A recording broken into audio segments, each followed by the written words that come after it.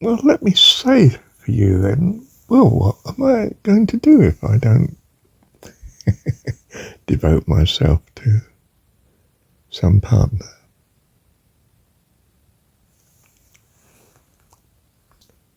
What is the practice of living as one devoted to God?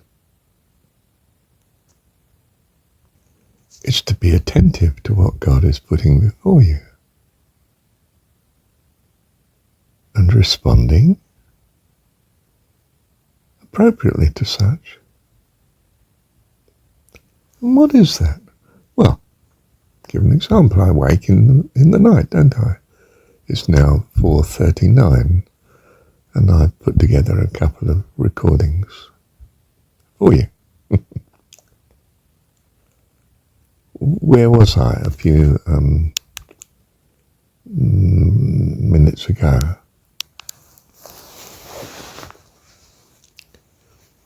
I don't know. When did I start? Probably an hour ago. Let's say an hour ago. Well, I didn't feel comfortable enough to go back to sleep.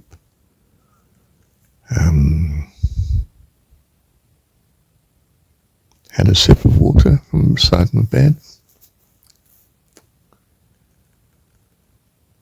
Tried my Kriya breathing, as I call it. Triangular breathing. Didn't really run with that for very long. It didn't seem to be. I thought perhaps I should be listening to my recordings. And it took me a little while to get round to the motivation to do even that.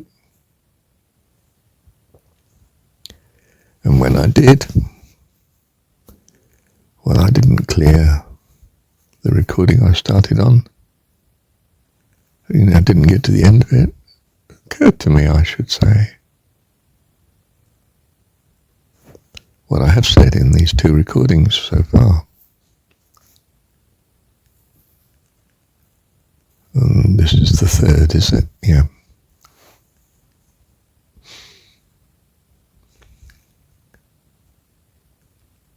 In other words, you go in the direction you think you should, and God reveals to you, leads you where you should be. And it's fulfilling. I've got some more recordings that I value. Value in having made them, put them together. It's been a good use of the time. The best for me, and one that fulfills our calling, which is to encourage others to go the same way.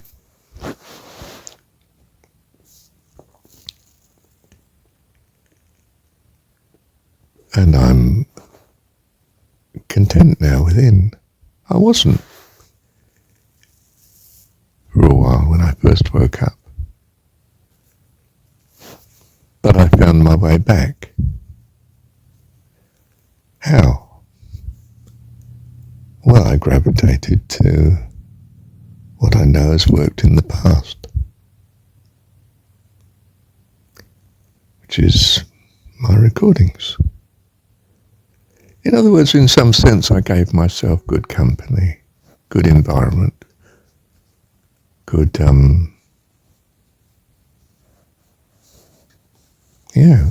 good environment to lead me where I should be going. So you choose good company, dear one, and good environment, good media, or whatever you're doing during the day. Become aware of it and say to yourself, in a sense, is this the best option at the minute? If it seems to be, you run with it. But you're alive to, is it fulfilling? Or is there something else I should be doing? If there isn't obviously something else that you could be doing that's probably better, then stick with where you are and see what God has until something better occurs to you. It's as simple as that. You could say it's a way of living in the present, in a sense, if that's how we define it. Or you could just say, well, it's doing what's reasonable, what comes to hand, and trusting God leads your mind accordingly. And you could say, I suppose, where you feel he doesn't, you thank him that you don't feel led yet. But still hold yourself free to be sensitive to what you should be doing.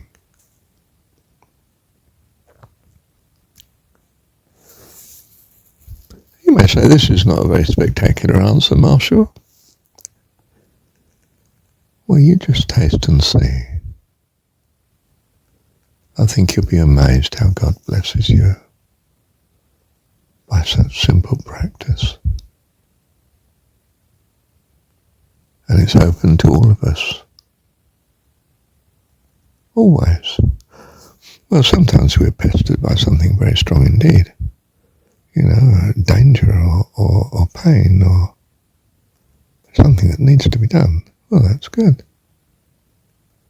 Enter into it. Accept the fact. Run with it. Thank God for it. And continue to thank God for it. Whilst that still concerns you. But I think you'll find it doesn't concern you very long. But this is what trust in God does. Comes to our rescue. It just does. Because he loves us. Love you, Heavenly Dad. Thank you, Dad.